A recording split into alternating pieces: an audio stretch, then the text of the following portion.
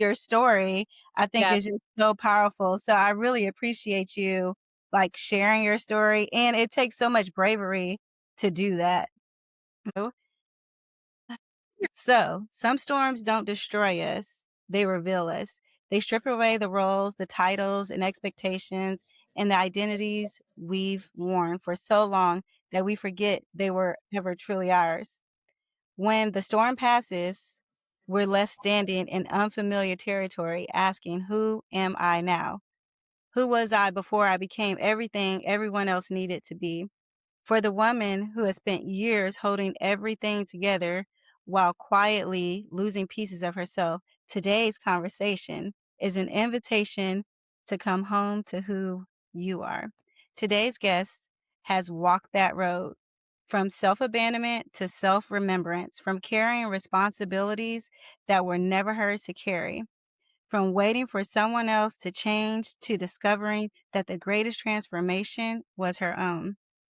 Michelle Eckert is an author, coach, and creator of The Shift, a movement helping women release shame, reclaim their identity, rebuild trust with themselves, strengthen their relationship with God, and stop abandoning themselves in the process of loving others.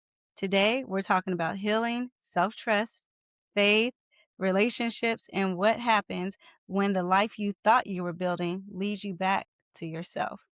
Please welcome Michelle Eckert to the Stormie Road podcast. Welcome. Thank you. I'm so happy to be here. Oh my gosh. Yes, I'm very excited to have you. And before we talk about the shift, I love to start from the beginning. Who were you before you woke up and remembered who you actually were? Oh my gosh. That's such a great question. I feel like, obviously, with hindsight, it's everything. I couldn't see it at the time, but looking back, I was the conditioned good girl being raised Mormon.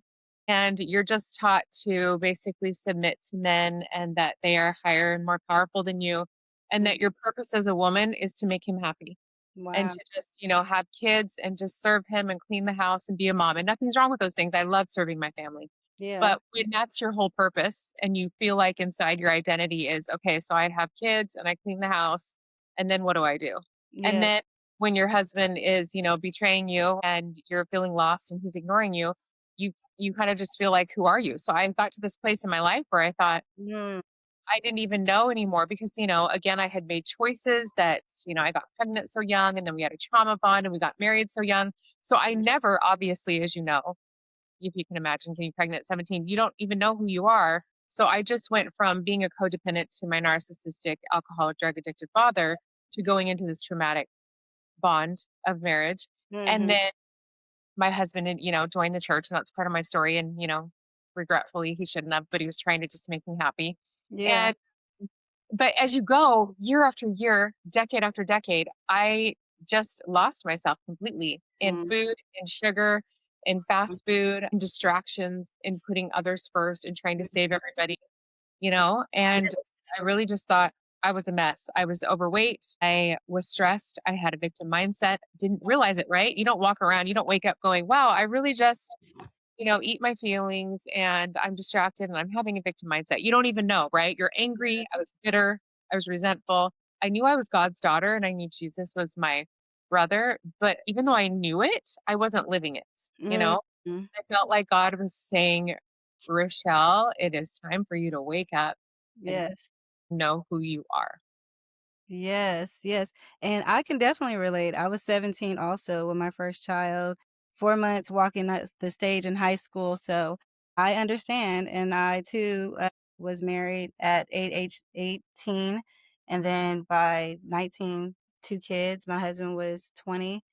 And, so I totally understand you not knowing who you are, and you're Yeah. going from one traumatic situation to another one, and you're trying to live up to, especially when it comes to religion, live up Yep. to what they tell you to do, because that was another thing for me is I was recently saved. I think I got saved at 16, and then, I get pregnant at 17. I didn't get married right away because I was like, "Well, I don't wanna just get married just because 'cause I'm pregnant," but I'm like, if I'm still with him, I'm not going to pretend that I'm not going to continue to be in this relationship, and we got married, we had a second kid, and, yes, all of the trauma from each person coming together to under religion and trying to be the good girl that I think a lot of women often get stuck in Oh, and, end up in what we're talking about right now. So, you often say women don't need a better husband,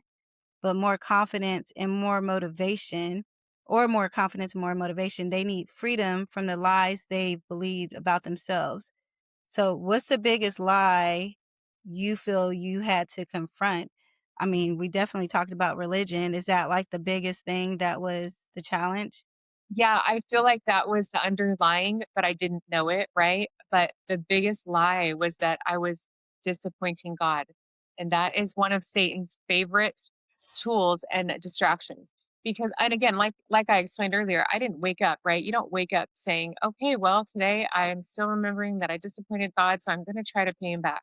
But Yeah. you do it, right, subconsciously. So every day I would wake up thinking, I must have to save my husband to show God that I'm worthy, that I'm good Yeah. enough. I must have to like clean my house better and just make better meals. And when he complained and when he wouldn't talk to me for weeks at a time, I Mhm. thought I must be doing something wrong. I have to just show God because I felt I had already disappointed him so much because in the Mormon religion, if you have premarital sex, they act like you. I mean, in my opinion, this is my opinion. They compare it to it feels like murder or something. So Yes, you they do. Yes, feel they do. like you're going to hell and you just feel like you're worthless. So I felt Mm, like my whole life, and I can't believe I'm sitting here in my 20s, 30s, 40s, and I'm mm, just trying to clean my house and save my husband and try to show God that I'm so sorry that I did that and I just need to earn my worthiness. mm. Because you can't earn your worthiness, you already are. And you Yes, can't pay God back because Jesus already died for you. And you can't yes. do any of the things I was trying to do. God just wants you to accept who you are and love who you are and just keep trying. But that was the biggest lie. Every day I was listening to Satan without realizing it. Satan was telling me, wake up and try to pay God back for everything you've done wrong. And I Mm. thought, yeah, I'm not good enough. I got to do this. Yeah, yeah. That's a huge point, and this is for everyone in every religion. Same thing happened to me. I was a praise dancer at my church and a part of, helping with the youth, and I get pregnant. And I remember they sat me down. They said, "You can't be up there dancing with a pregnant stomach and not married." And I said, "I understand because I didn't come out of a religious household, but I trusted and believed in God and I wanted to do the right things." And so I said, "Of course, yeah, I wouldn't want to be a bad example to people." And I remember once there was young teenagers like praying on the stage and I stood back. I made sure, you know, they're like, "You're unclean," like the woman with the issue of blood, "You're unclean." And Yes. so I didn't try to be a part of anything. Someone comes over and they say, "You have a voice. You need to go over there and pray with those girls." So I go out of the instruction of someone from the church and pray with the girls. And we're like crying, calling out because I understand what it feels to feel broken when you have premarital sex or you're doing things that is against God. And they come and they tell me, "Why were you there?" Someone pulls me aside. "Why were you there? Why were you touching them?" And I think that that's what Satan does. Like, he really makes you believe that you have the ability to both save yourself basically and be super good so that God can love you. And as you said, the gift is free.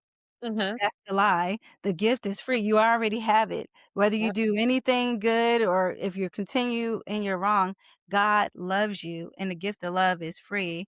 And so, yeah, I think that story is super relatable to anyone who's definitely in religion, definitely, feeling like, "Oh my gosh, I want to make sure that I do everything." Again, because I think we compare God to humans and it's like, I had to do all these things for them to love me, for everything to be okay, you Yes. know?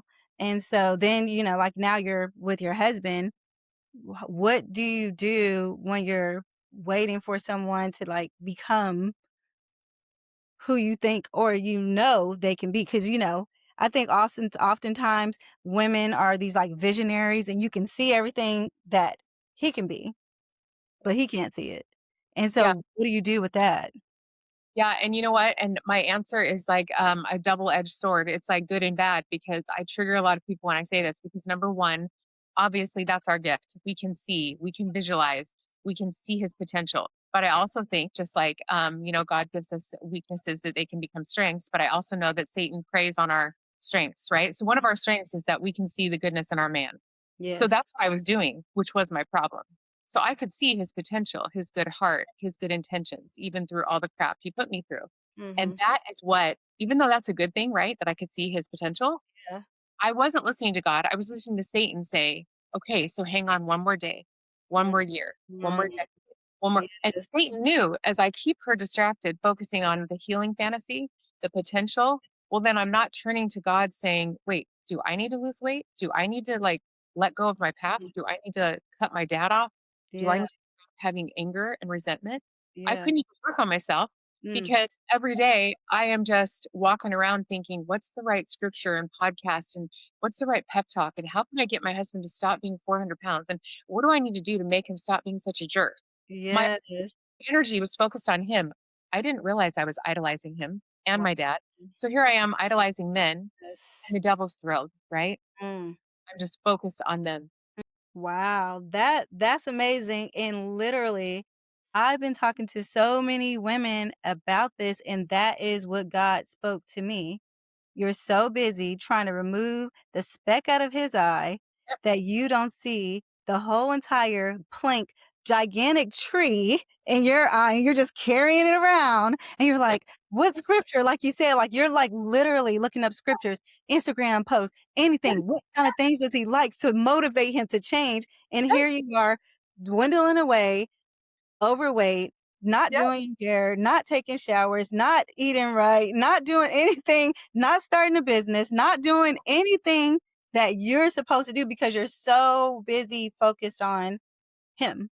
Yes. And that's super important. I wanna know because I was talking to one of my friends about this. Because what God told me, even though I'm going through a divorce and I the reason I had to let him go because again, I had this it's control. It was a control from an anxiety standpoint Yeah. because I wanted everything to work out. Like you said, I was 17 when I first had my first child. We have 4 kids and I'm trying to have a two-parent household.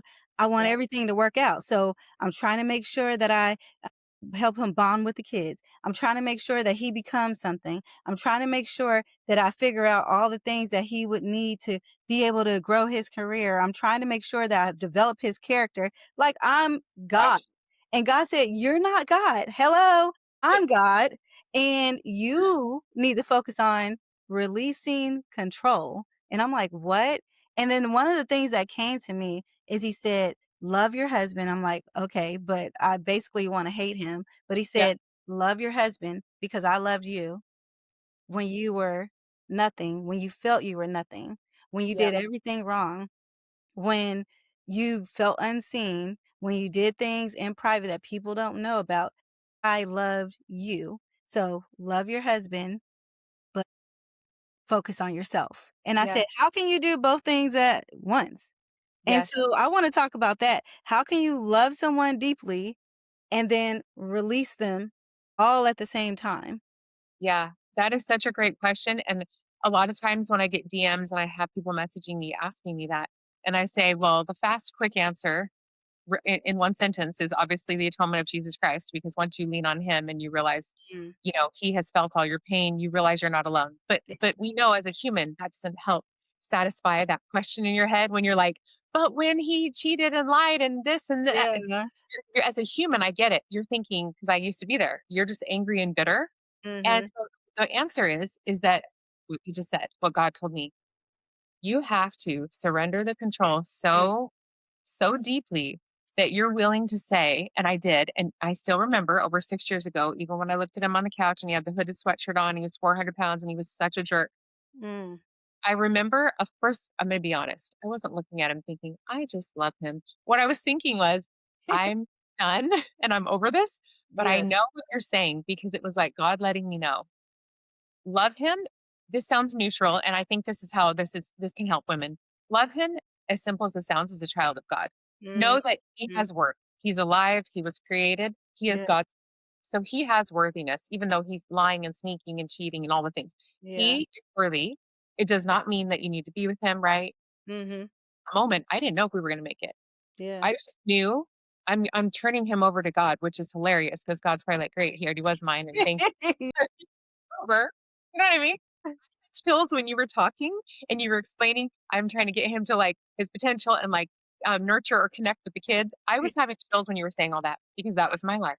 I Mm, thought, "Wait," I would tell him, "Don't speak to the kids like that. Okay, that wasn't very nice. yes. When you say that, it makes them feel like this." Yes. Oh, 100%, 100%. yes. And even though I'm gonna be honest, even though I knew I was right in the way that that's what I wanted, not right as Mhm. in that's how he had to be. I knew I was right in I can desire a man who speaks to my kids nicely, but Yeah. it was not right for me to correct him in front of the kids and constantly tell him that because all I'm doing is bringing him more down, Mhm. more down. And Mhm. then I'm in the mother role, I'm in the mama messiah role, like I'm acting like I'm in charge of him and I'm gonna tell him what to do. And then Yeah. how can he even if he let's say he wanted to choose to step in his potential, how could he when Mm. he looks at you as like the one that thinks he's not good enough, the one that's correct, Mm. Mm. you Mhm. know?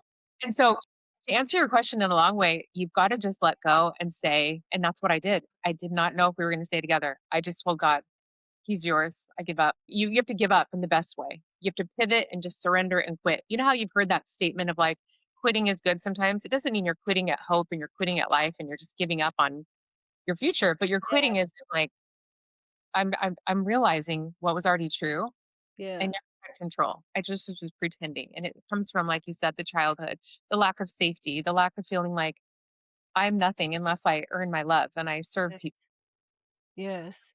And that's huge right there. I do feel like so many women feel that way, and even, like, in talking to my husband I mean, it's strange, like, sometimes when they talk about, these storms come to make you strong, and you're like, "Why would something bad come to make me better?"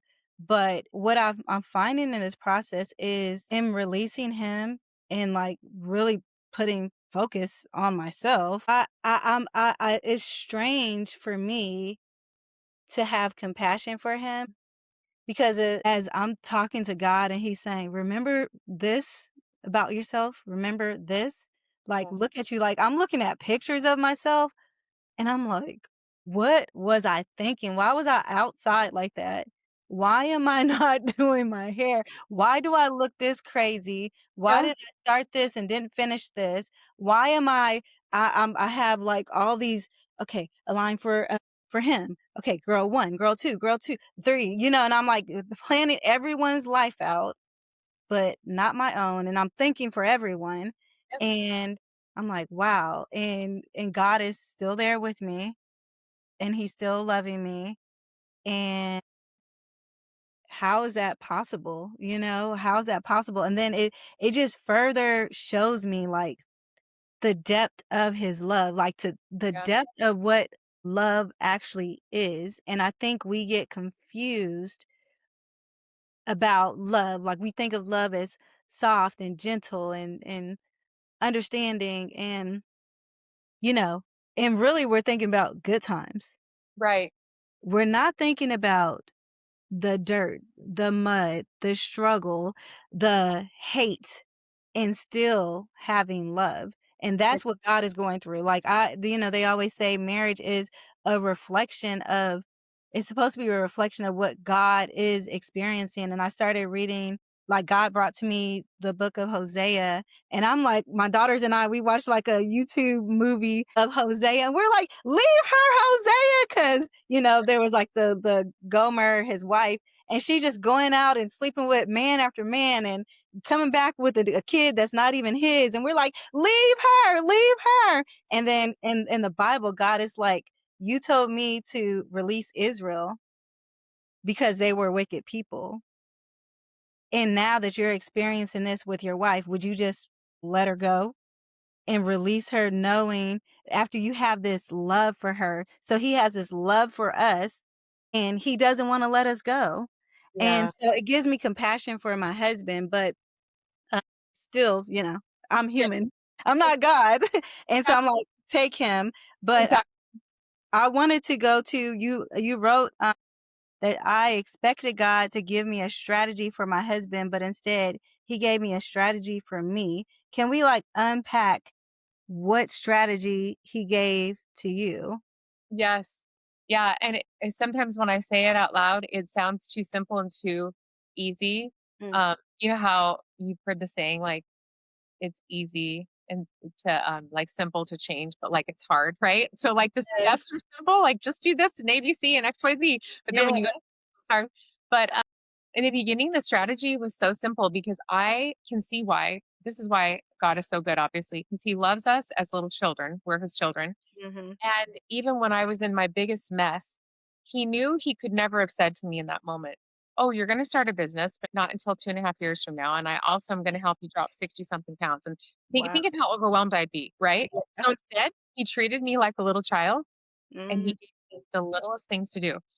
So when I felt overwhelmed that very day that I told him I'm done, and the very next day I wake up going, now what the heck do I do? Because mm. he's still a jerk and I'm still miserable Yeah. and I'm still here and what do we do? And he told me basically one foot in front of the other, which I kind of got mad at first because I thought, okay, I feel like I've already been doing that my entire Yeah. life.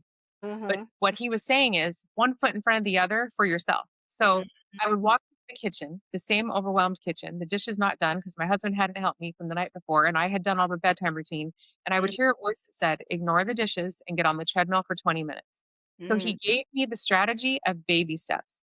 And I thought, I would mm, admit, I was the biggest bitter BI. And I was like, what is this gonna do? mm, I'm talking back to him like, what is this 20-minute stupid walk gonna do for all of this fat and all of this stress and all and he mm. told me, get on the treadmill. It was like he was teaching me to choose me. Wow. Like, don't choose the dishes. They're still gonna be there. You're Yeah. gonna do them, but choose you. So Yeah. I know that sounds so crazy, especially some women will message me and be like, but how did you actually start changing? And I'm like, and it sounds too simple when you're dealing with somebody who's lying and sneaking and cheating and Yeah. dishonest because you really are as a human thinking. So you want me to get on the treadmill and just like not put the cookie in my mouth and just like not yell? Yes. Mm, That is what God's telling you to do. So if you're normally going to go to the pantry and shove something in your mouth, then he would tell me, no, stand here and just feel it. And sometimes I would just stare out the sliding glass door and start bawling.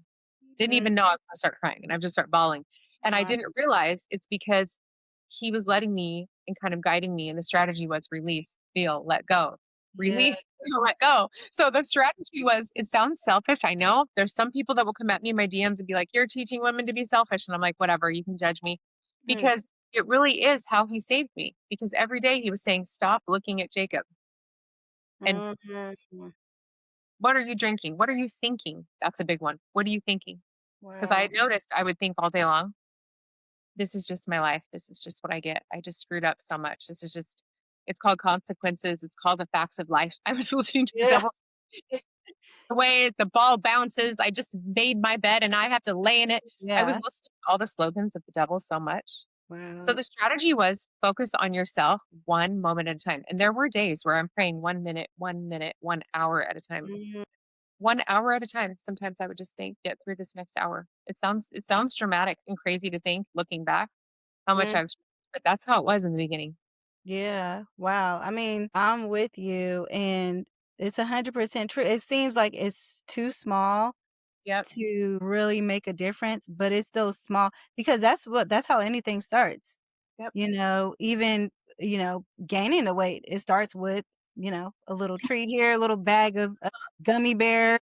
And then, every night you're getting a bag, and then you're getting 2 bags, and, "Oh, let me go wash it down with a soda," and then you're suddenly an extra 20 pounds overweight, and it's all those baby steps. So, the same way that it began, it has to end that way, like going yes, back to those small baby steps and reprogramming your mind. Everything is about reprogramming, and I feel the same way, like, even me, and this is me not actually trying, but I just became aware again when I'm not focusing on my husband.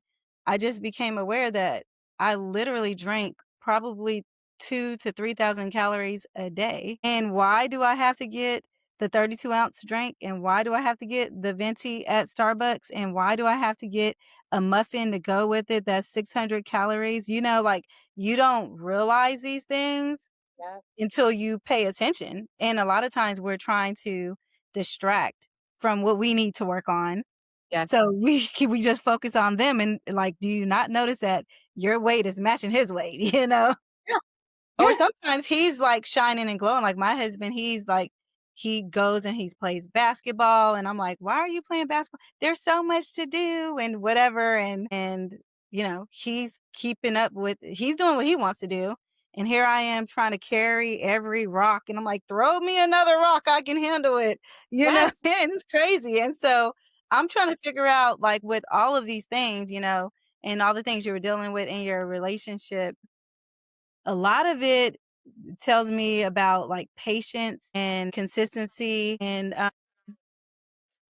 you know, trying not to avoid, you know, your responsibilities. Cause when you're thinking about choosing yourself, and then in your case, like you were saying, I was like, I'm done with my marriage and I'm going to focus on myself. But then it's like you are being both patient, and it seems like, do you feel that you were avoiding something and being patient with him? Is there a difference between being patient and avoidant in this situation? Yes, and that's a great question, and it's each unique situation is so special, and I get messages about that all the time where it's like, "So you stayed," especially this one, they're like, "Wait a minute, so you have been with him still? You're still with him? It's been 30 years, and you stayed the whole time he was changing?" And they say, well, some women will say to me, "So why do you say don't, fall for the healing fantasy, don't wait around for him?" Because I do believe that. But I Yeah. tell them, "Well, every single situation is different and God's gonna tell you." And then some women will say to me, "Well, I'm asking God and he's not telling me." And then I tell them the answer that is not always fun to hear. And I say, "Well, you just told me he keeps cheating on you and you keep seeing things on his phone and he's not coming home at night." Mm, That is the answer from God. Sometimes God isn't going to say in a sentence, "Please leave him right now on yeah. March," but he's gonna say, "Look at what he's doing," right? The reason I stayed patient or waited is because I didn't have the answer, right? It wasn't like I got a year into shifting and God was like, "Okay, he's gonna change and you're gonna work out." But I Mm, knew he was telling me, "Don't leave yet." mm, And again, I don't know if it's because God was still, right, like you said, working on my patience and making me wait and compound effect and keep being persistent, or if God was waiting to see if my husband was going to exercise his free agency and choose to keep going. yes. You know what I mean? Like if my husband didn't want to go to therapy and didn't heal himself and didn't change, maybe there would have been a day where God was like telling me, "Okay, he's not gonna do it. Get out." Yeah. Right? Like like you gotta Yeah. leave, you gotta go. So every woman's situation is different. So when people come at me saying, "Oh, you advocate for divorce, but you're not divorced."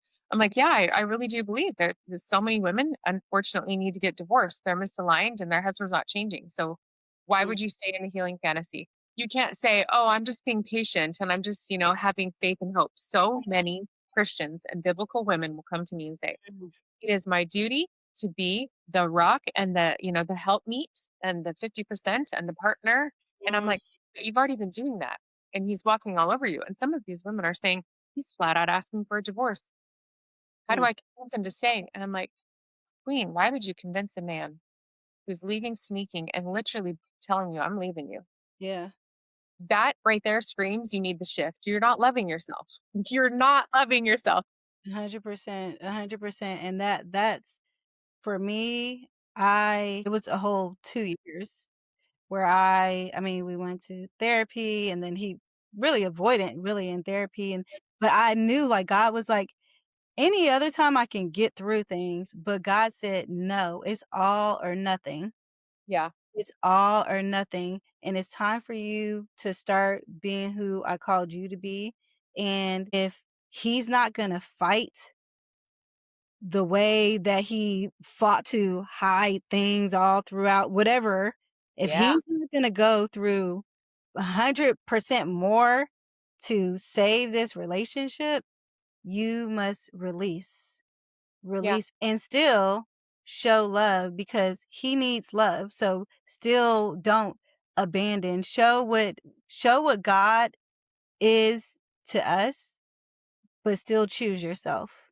Yes. You cannot do that, and I have 4 daughters, and I'm just thinking, "Oh my god, what" again, my my struggle is making the right decision for them. But God said, you can't make a right decision for them. You have to make the right decision for you because they're going to live their life. They're going to make their decisions and you have to do what I need you to do. So with that being said, what's the difference between forgiveness and reconciliation in your eyes? Yeah.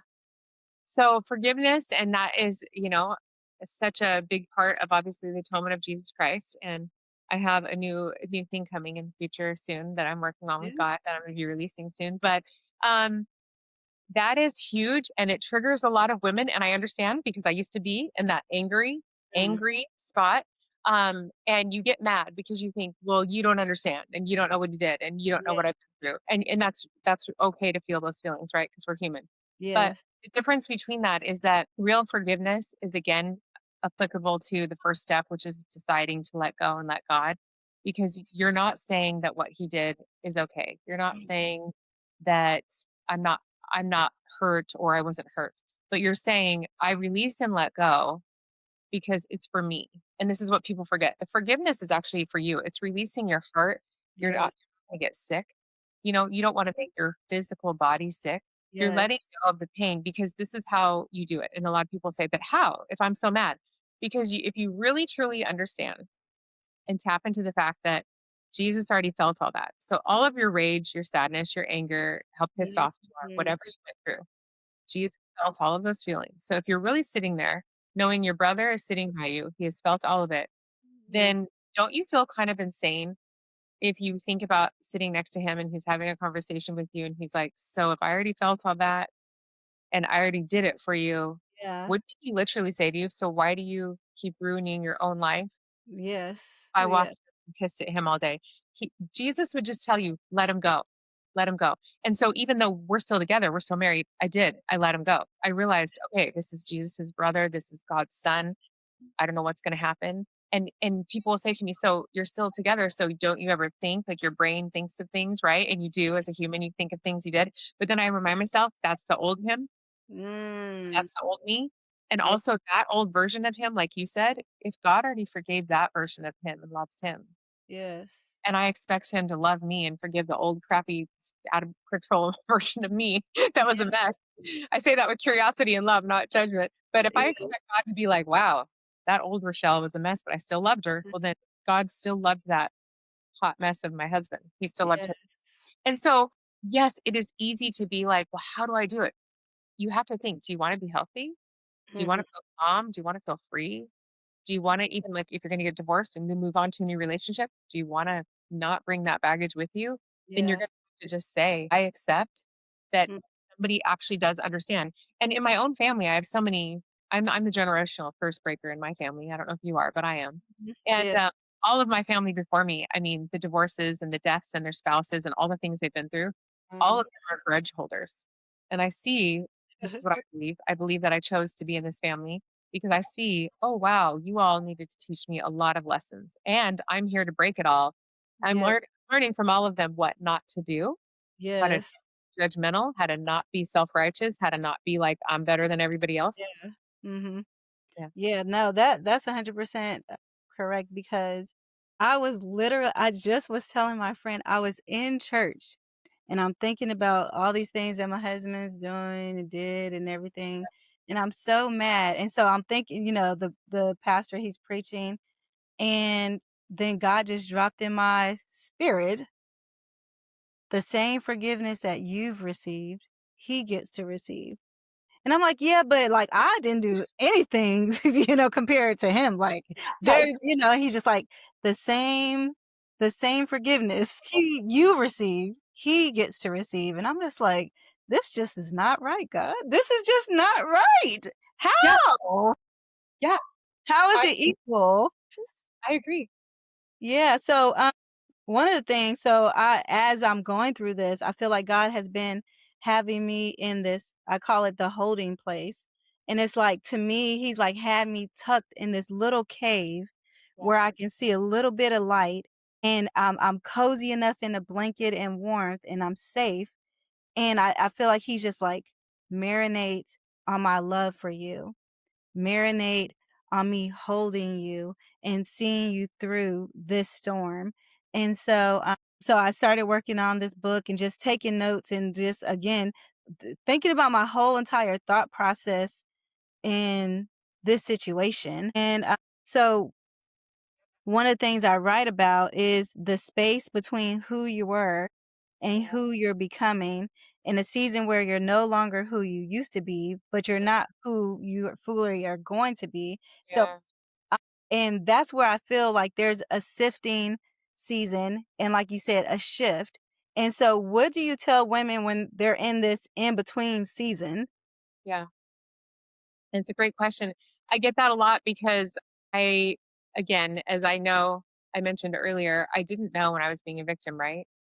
And then Mhm. when I started shifting, I can now look back just a few years ago and realize even though I was in the middle of shifting and sifting, like you said, I can Mm. now see looking back, oh, I was falling off the wagon a lot. I was doing this a lot, right? Like I was doing really good. And then I would go back to being Yeah, yeah, bitter. And then I'd be really positive and forgiving. And then I'd be like, oh my gosh, remember when he did that? Like I was, yeah. I feel like wait, what was your question? I'm sorry. So Uh, how do I, what do you do to help women survive the middle space, the in between season?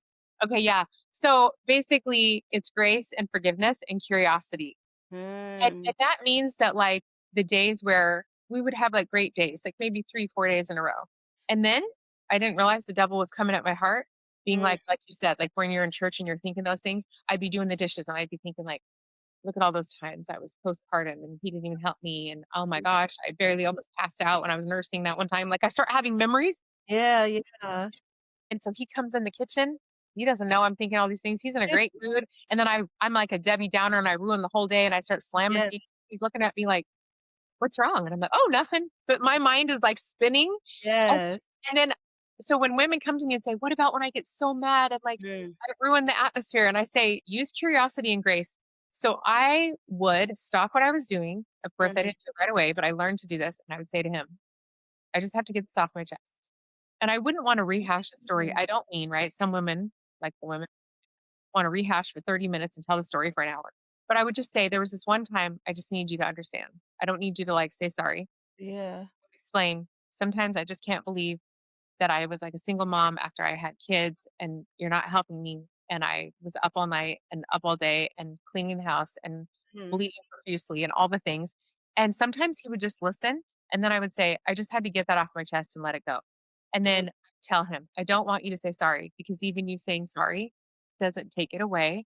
And Yeah, I'm mad at you. But I don't know if that works for every woman, but sometimes with certain things, I don't mean with everything because your husband doesn't need to hear a story every day about what he did. But like yeah, yeah. sometimes just feeling seen in the moment and him being like, and I you're not seeking external validation. It's a fine line.